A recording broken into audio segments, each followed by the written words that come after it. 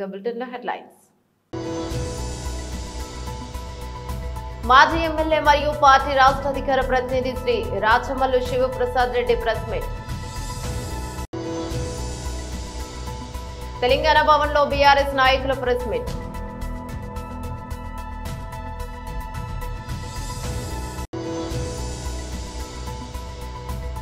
BJP రాష్ట్ర ప్రధాన కార్యదర్శి డాక్టర్ కాసం వెంకటేశ్వర్లు మీడియాతో మాట్లాడారు. అజియో మింత్రాలో టర్కీ బ్రాండ్ అమ్మకాల నిలిపివేత. డీటెయిల్స్ చూస్తే మాజీ ఎమ్మెల్యే మరియు పార్టీ రాష్ట్ర అధికార ప్రతినిధి శ్రీ రాచమల్లు శివప్రసాద్ రెడ్డి ప్రెస్ మీట్ నిర్వహించారు. మద్యం పాలసీకి సంబంధించి అక్రమాలు జరిగినాయి, అన్యాయాలు జరిగినాయి. 3,200 కోట్ల రూపాయలు వైఎస్ఆర్ కాంగ్రెస్ పార్టీ ప్రభుత్వంలో దోచుకున్నారు అని చెప్పి చంద్రబాబు నాయుడు పాడిందే ఆ పాట పాడి 1 సంవత్సరం కాలానికి ఎవరినైతే ఆయన అరెస్ట్ చేయాలనుకుంటున్నాడో అరెస్ట్ చేసేదానికి కావాల్సిన రాగం తీస్తా వచ్చినాడు. అందులో భాగమే ఇప్పటి వరకు 6-7 అరెస్ట్ చేసినారు. అందులో నిన్నటి దినము మాజీ ముఖ్యమంత్రి జగన్మోహన్ రెడ్డి గారి ముఖ్య కార్యదర్శి ధనంజయ రెడ్డి గారిని, ఓఎస్డి కృష్ణమోహన్ రెడ్డి గారిని, వీరిద్దరిని కూడా ప్రభుత్వ ఉద్యోగస్తులైనప్పటికీ ఐఏఎస్ అయినప్పటికీ మద్యం పాలసీతో ఏమాత్రం సంబంధం లేని వ్యక్తులు. వీళ్ళేమీ మద్యం పాలసీని ఇంప్లిమెంటేషన్ చేసేవాళ్ళు కాదు, లేకుంటే నిర్ణయాలు తీసుకునేవాళ్ళు కాదు, పెన్నుతో సంతకం పెట్టేవాళ్ళు కాదు. ఏ సంబంధం లేని ఈ ప్రభుత్వ ఉన్నతాధికారులను సైతం కేవలం కక్షపూరితమైనటువంటి ఆలోచన విధానంతో కక్ష సాధించాలా, జగన్మోహన్ రెడ్డి సంబంధించిన వాళ్ళని ఇబ్బంది పెట్టాలని ఒకే ఒక ఉద్దేశంతో వీళ్ళ మీద కేసు నమోదు చేసి రిమాండ్ పంపినారు. దీనికి సంబంధించి ఈ మద్యం పాలసీకి సంబంధించి జరిగిన అవినీతి ఏంది, అక్రమాలు ఏంది, 3,200 కోట్ల రూపాయలు ఎక్కడ ఎవరు దండుకున్నారు, ఏ సాక్ష్యాలతో ఏ ఆధారాలతో ధనంజయ రెడ్డి గారిని కృష్ణమోహన్ రెడ్డి గారిని అరెస్ట్ చేసినారో కూడా స్పష్టత లేదు. నేను స్పష్టంగా చెప్తా ఉన్నా రాష్ట్ర ప్రజలకు. ఒక చిన్న ఉద్యోగి, ఏపీ బ్రూవరీస్లో పనిచేసే చిన్న ఉద్యోగి సత్యప్రసాద్ అనే ఒక ఉద్యోగిని బలవంతంగా సిఐడి వాళ్ళు అదుపులేక తీసుకొని బెదిరించి, 1కి 10 సార్లు బెదిరించి, మేము చెప్పినటువంటి స్టేట్మెంట్ మీరు రికార్డ్ చేయాలని చెప్పి బలవంతంగా అతనితో వాళ్ళకు కావాల్సిన పేర్లని చెప్పించుకునే ప్రయత్నం చేసినారు. సత్యప్రసాద్ అనే ఒక చిన్న ఉద్యోగి. అసలు అవుట్సోర్సింగ్ విధానంలో పనిచేసే అనూష అనే ఒక అమ్మాయి డిటిపి ఆపరేటర్. ఆమెతో వాళ్ళకు కావాల్సిన స్టేట్మెంట్ ఇప్పించుకునే ప్రయత్నం చేసి బెదిరించి ఎవరెవరి పేర్లు చెప్పాలో వాళ్ళ పేర్లు చెప్పించుకొని ఆ తర్వాత ఇన్వెస్టిగేషన్ అనేది ప్రారంభించి తలా తోక తొండం లేకుండా, సరైనటువంటి సాక్ష్యం ఆధారం లేకుండా నిర్ణయం చేసే అధికారం లేని వ్యక్తులను సైతం ప్రత్యక్షంగా అవినీతిలో పాలు పంచుకోని అధికారులను సైతం ముద్దాయిలు చేసి ఈరోజు జైలు పంపిస్తున్నారు. ఇది ఎంత కక్ష సాధింపు చర్య! మొన్న ఏమో ఐపీఎస్లు పంపించినారు, ఇప్పుడేమో ఐఏఎస్లు పంపించినారు.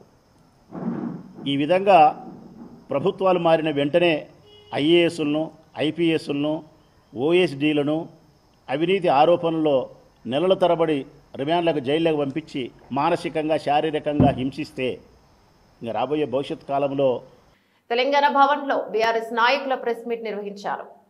కనీసం ఫీజుల నియంత్రణ మీద ముఖ్యమంత్రి గారు ఒక్కసారి కూడా ఉన్నత స్థాయి సమీక్ష నిర్వహించలేదు.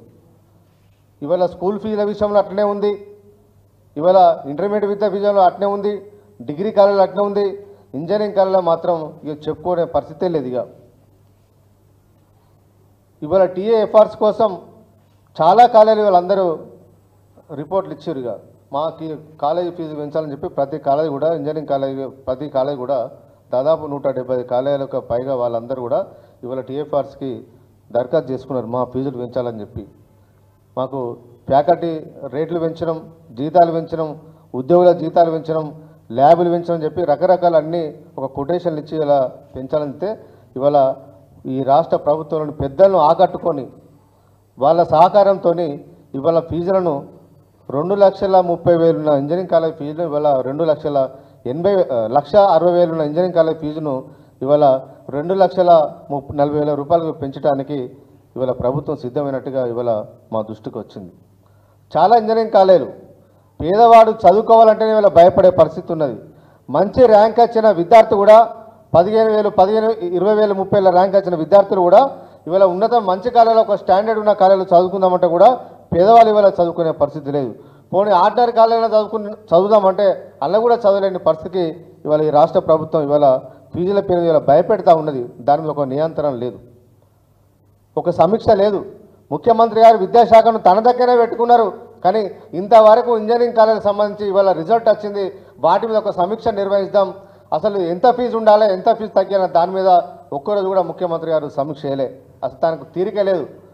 అందాల పోటీలో ఉన్న ఆసక్తి ముఖ్యమంత్రి గారికి ఈ రాష్ట్రంలోని ఫీజుల నియంత్రణ మీద, ఫీజులు తగ్గియాల దాని మీద, మెరుగైన విద్యను అందించాలన్న దాని మీద ముఖ్యమంత్రి గారికి సోయినట్టుగా ఎక్కడ కనిపిస్తలేదు. ఎప్పుడు నిర్ణయం తీసుకుంటావు, ఎప్పుడు సమీక్ష చేస్తామని చెప్పి వాళ్ళ రాష్ట్రంలోని చాలామంది పేద కుటుంబాలందరూ ఎదురు చూస్తూ ఉన్నారు. ఒక దిక్కు ఇంజనీరింగ్ కాలేజీల స్టేట్మెంట్లు ఫోన్ చేసి అడుగుతూ ఉన్నారు. క్వాలిఫై అయిన విద్యార్థులందరూ ఫోన్ చేసి మా కాలేజీలో జాయిన్ కాండి, 10 లక్షలకే డొనేషన్, 15 లక్షల డొనేషన్ చెప్తా అంటే విద్యార్థుల తల్లిదండ్రులందరూ భయపడతా ఉన్నారు. మరి వీటన్నిటికీ ముగింపు పలకాల్సిన బాధ్యత ఈ రాష్ట్ర ప్రభుత్వం మీద లేదని చెప్పి ఇవాళ మేము ప్రశ్నిస్తూ ఉన్నాం. ఒక సామాన్యుడు ₹1,00,000 పెట్టి ప్రతి సంవత్సరం ₹1,00,000 పెట్టి చదువుకునే స్తోమత ఉన్నదా? కాబట్టి ప్రభుత్వం ఇప్పటికైనా ఇంజనీరింగ్ కాలేజీల యాజమాన్యాలకు తలొక్కకుండా, వాళ్ళు ఇచ్చే డబ్బుల కోసం కక్కుర్తి పడకుండా, ఫీజు రింబర్స్మెంట్ వాళ్ళు అడుగుతున్నారని చెప్పి మీరు ఎంతైనా పెంచుకోండి, ఫీజు రింబర్స్ మాత్రం అడగకండి అనే విధంగా ఇవాళ రాష్ట్ర ప్రభుత్వం ధోరణి ఉన్నట్టుగా ఇవాళ కనిపిస్తూ ఉంది. బీజేపీ రాష్ట్ర ప్రధాన కార్యదర్శి డాక్టర్ కాసం వెంకటేశ్వర్లు మీడియాతో మాట్లాడారు. ఇవాళ సాయంత్రం 5 గంటలకు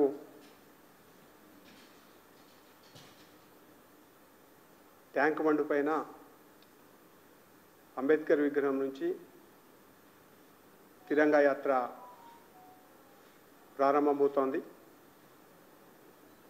ముఖ్యంగా అమరవీరుల యొక్క త్యాగాలను స్మరించుకోవడం, పోరాట యోధుల యొక్క వీర్య పరాక్రమాలను అభినందించడం, శాస్త్రవేత్తల యొక్క కృషిని, వారి యొక్క మేధా సంపత్తికి జోహార్లు అర్పించడం, మరియు రాజకీయ పటిష్ట నాయకత్వాన్ని, నరేంద్ర మోడీ గారి నాయకత్వాన్ని, గొప్పదనాన్ని కీర్తిస్తూ యావత్ తెలంగాణ అంతా కూడా మీ వెంట ఉంటుంది అని చెప్పడం కోసం ఈ తిరంగ యాత్రని ఘనంగా నిర్వహిస్తూ ఉన్నాం. దీంట్లో ప్రముఖమైనటువంటి వ్యక్తులు పాల్గొంటూ ఉన్నారు. ముఖ్యంగా కొంతమంది పాల్గొనేటువంటి పెద్దవారి పేర్లను మీ ముందు ఉంచే ప్రయత్నం చేస్తున్నాం. శ్రీ ఎం వెంకయ్య నాయుడు గారు, మాజీ ఉపరాష్ట్రపతి,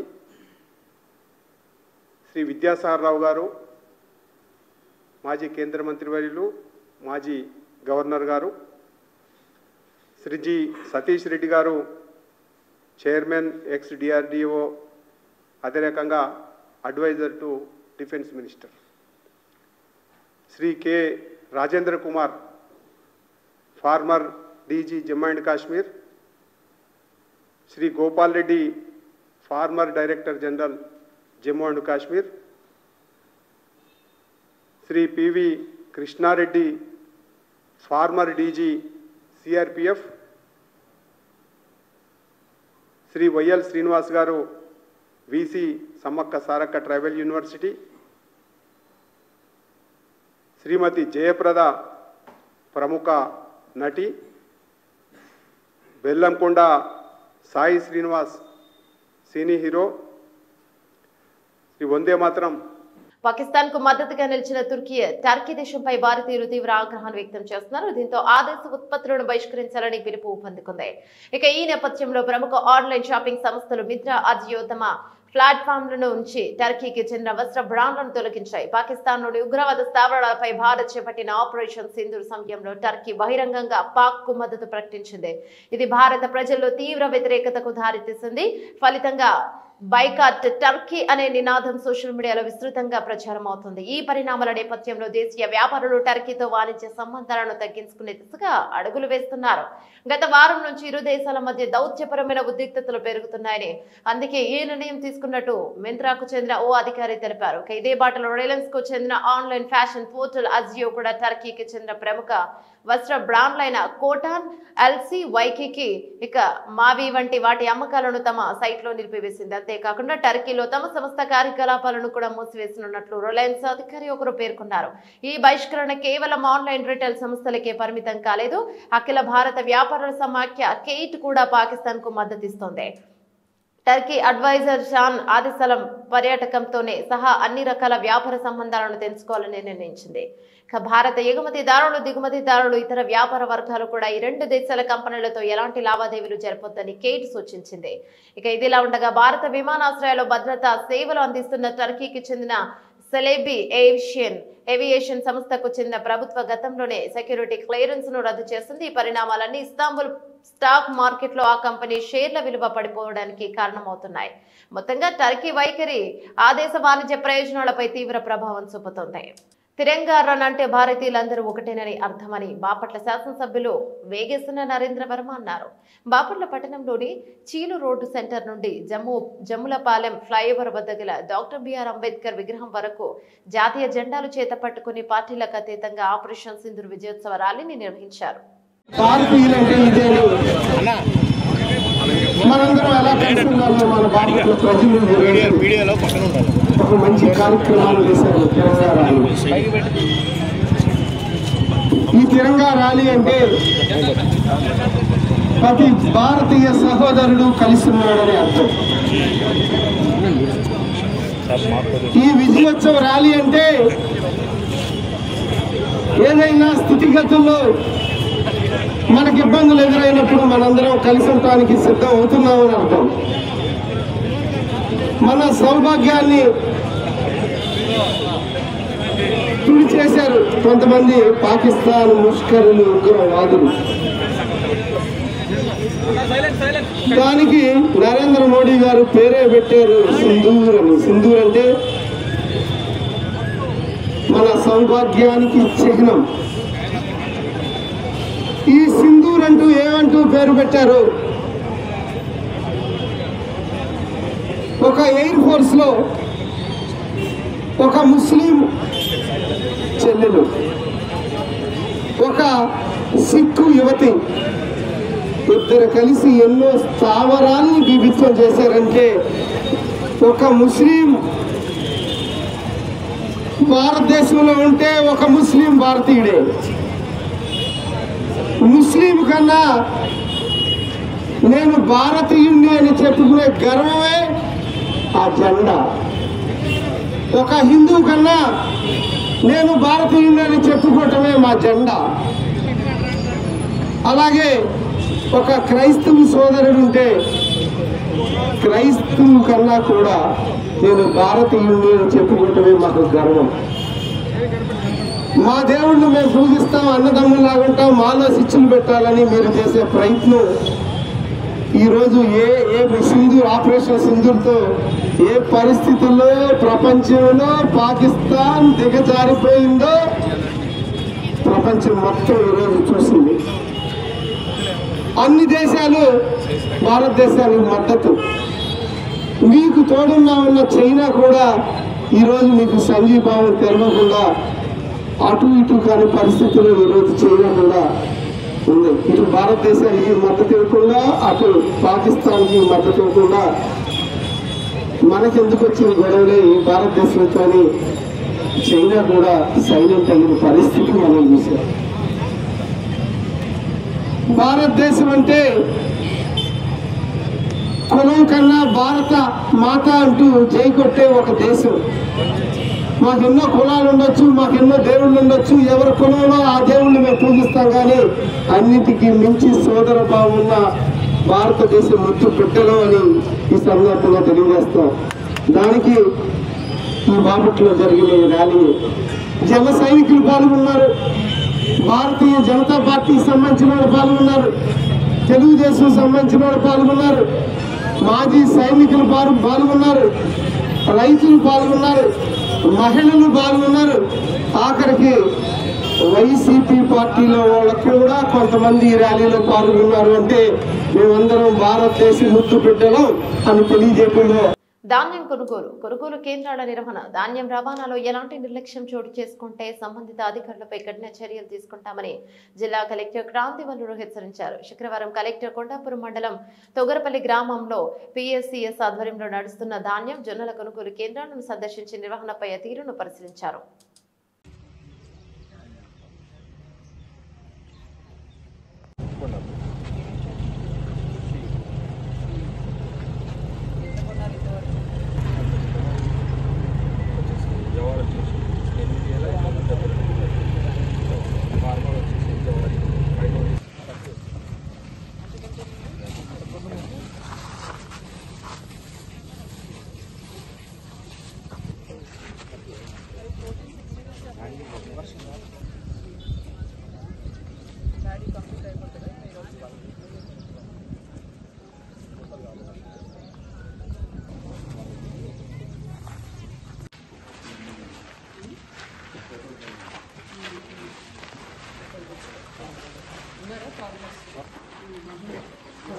మిగతావన్నీ కూడా హైబ్రిడ్ ఉన్నది మనం తీసుకుంటాం. ఆ పద్ధతి ఎక్కడ చూడలేదు.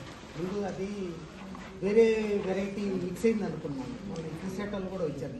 హైబ్రిడ్ రైస్ ఉంది, రెండు కలిపేస్తున్నారు. అంటే పక్షుల కోసం తినకుండా కొద్ది పెరిగింది. జొన్నలు కూడా పెరిగింది. లాస్ట్ ఇయర్ హైబ్రిడే ఎక్కువ ఉంది మేడం. యంగ్ టైగర్ ఎన్టీఆర్ నెల 20న తన పుట్టినరోజు జరుపుకున్న విషయం తెలిసిందే. ఈ నేపథ్యంలోనే ఆయన అభిమానులతో పాటు సినీ లవర్స్ అతడి సినిమాల అప్డేట్స్ కోసం ఆతృతగా ఎదురు చూస్తున్నారు. ఇక ఇప్పటికే తారక్ నటిస్తున్న బాలీవుడ్ చిత్రం వార్ 2 నుంచి బర్త్డే నాడు స్పెషల్ అప్డేట్ ఉండబోతోంది. అటు హృతిక్ రోషన్ తో పాటు ఇటు చిత్ర నిర్మాత సంస్థ యఫ్రాజ్ ఫిలిమ్స్ ప్రకటించాయి. అయితే వార్ 2తో పాటు తారక్ ప్రశాంత్ నీల్ కాంబినేషన్ లో వస్తున్న ప్రాజెక్టుకు సంబంధించి కూడా అప్డేట్ వస్తుందని అందరూ ఊహించారు. కానీ ఎన్టీఆర్ బర్త్డే నాడు ఈ మూవీ నుంచి ఎటువంటి అప్డేట్ ఉండదని నిర్మాణ సంస్థ తాజాగా మైత్రి మూవీ మేకర్స్ ప్రకటించింది. దీంతో ఎన్టీఆర్ ప్రశాంత్ నీల్ మూవీ అప్డేట్ కోసం అభిమానులు మరికొంతకాలం వేచి చూడక తప్పనిసరి పరిస్థితి నెలకొంది. ఇది పూర్తిగా వార్ 2 సమయం. మేం ఈ సినిమాను గౌరవిస్తున్నాం. మన మార్న హోమాన్ని ప్రారంభించే ముందు దీన్ని సెలబ్రేట్ చేసుకుందాం. మన మాస్ మిసైల్స్ ను సరైన ఇందులో చేద్దాం. ఈ పుట్టినరోజును వార్ 2తో చేసుకోండి అంటూ అభిమానులు ఉద్దేశించి పోస్ట్ చేసింది. ఈ పోస్ట్ ద్వారా మైత్రి మూవీ మేకర్స్ తారక్ ప్రశాంత్ నీల్ సినిమాకు సంబంధించిన ఎలాంటి అప్డేట్ ఉండదని స్పష్టం చేసింది. వార్ 2 విడుదల సమయంలో దానికి ప్రాధాన్యత ఇస్తున్నామని, తమ సినిమాకు సంబంధించిన మాస్ అప్డేట్స్ ను సరైన సమయం వచ్చినప్పుడు అందిస్తామని పరోక్షంగా తెలిపింది. ఇక హృతిక్ రోషన్ ఎన్టీఆర్ ప్రధాన పాత్రల్లో స్పై యాక్షన్ థ్రిల్లర్ గా వార్ 2 రూపొందుతోంది. ఈ భారీ పాన్ ఇండియా మూవీని ప్రముఖ నిర్మాణ సంస్థ యశ్రాజ్ ఫిలిమ్స్ నిర్మిస్తుండగా అయాన్ ముఖర్జీ దర్శకత్వం వహిస్తున్నారు. కియారా అద్వానీ హీరోయిన్ గా నటిస్తున్నారు. ఈ మూవీ నుంచి ఎన్టీఆర్ బర్త్డే రోజున గ్లిమ్స్ విడుదల చేయనున్నట్లు సమాచారం. బులెటిన్ ముగించే ముందు హెడ్లైన్స్ మరోసారి. మాజీ ఎమ్మెల్యే మరియు పార్టీ రాష్ట్ర అధికార ప్రతినిధి శ్రీ రాచమల్లు శివప్రసాద్ రెడ్డి ప్రెస్ మీట్. తెలంగాణ భవన్ లో బీఆర్ఎస్ నాయకుల ప్రెస్ మీట్.